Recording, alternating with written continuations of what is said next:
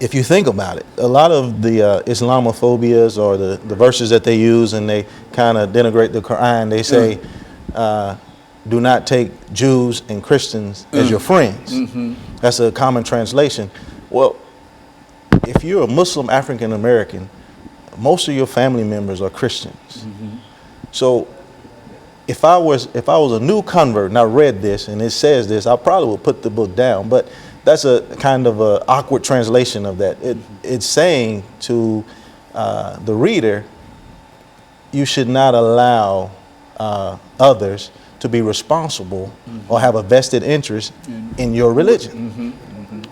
The Christians have a vested interest in their religion. The Jews have a vested interest in their religion. So you're to have a vested interest in your religion. I shouldn't depend on a Christian to tell me what time to pray. I'm a Muslim. I pray 5 times a day. I can't put that in their hands to be responsible for that. I have to be responsible for that myself. And when you start to think of that, where the term that they use as friend is kind of, you shouldn't translate it that way. You should use patron. And to give you an example of this, there's a tradition in Islam where they say you have a wali.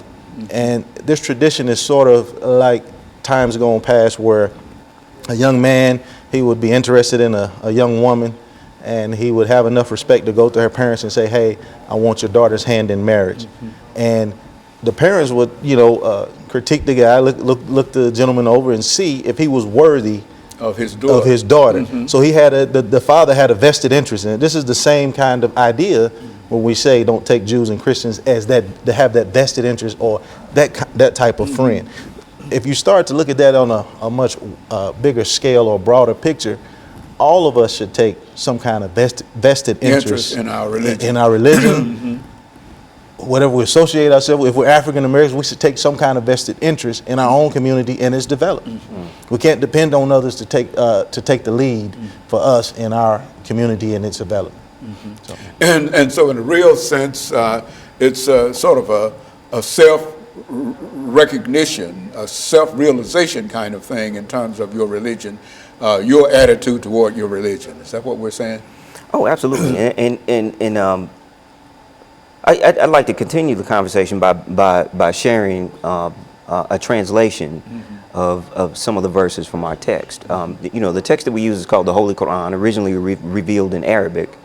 But one of the translations of one of the verses, God says, "O man, we have created you from a single male and female, as in Adam and Eve, and then made you into nations and tribes."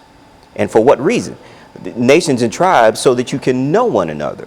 And the translation of that principle, to know one another, it's an Arabic word, ta'arruf, which really means to acknowledge or to recognize. The point being, he's created differences in creed or religion or race or skin tone or whatever it is that we happen to be, so that we can recognize the good in each other, so that we can benefit from each other. That's the point.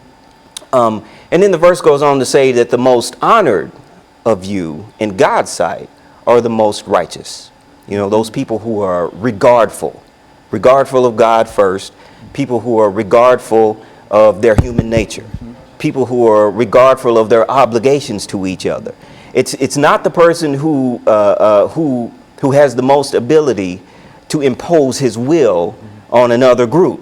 It's not the person who has the most wealth. It's not the person who has the baddest weapons.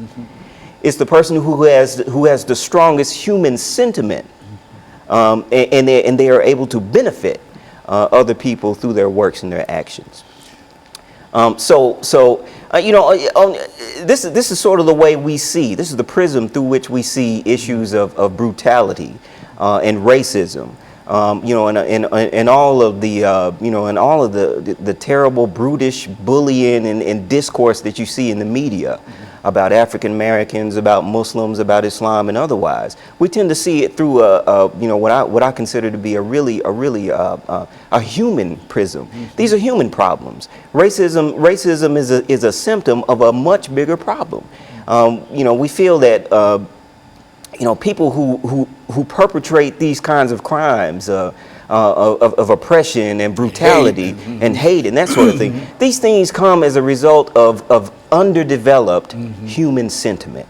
All right, and they spill out and they work their way through and they manifest themselves through racism. And something is wrong with an individual who is a racist. Is that what we're saying, Yes. essentially? Because Yes. that's something that's contrary to the human, should be contrary to the human experience. Absolutely. But if you go out and you're a racist and et cetera, it says more about you, excuse me, than about the religion that Exactly. you are trying to condemn. Is that- Absolutely. Absolutely. Anything? And of course, we've got about 2.5 or 3 minutes here Okay. to give the two of you opportunities to make some additional statements in reference to. So you asked a question. You said that it was up to the individual or to bring this into realization. So one thing that I've learned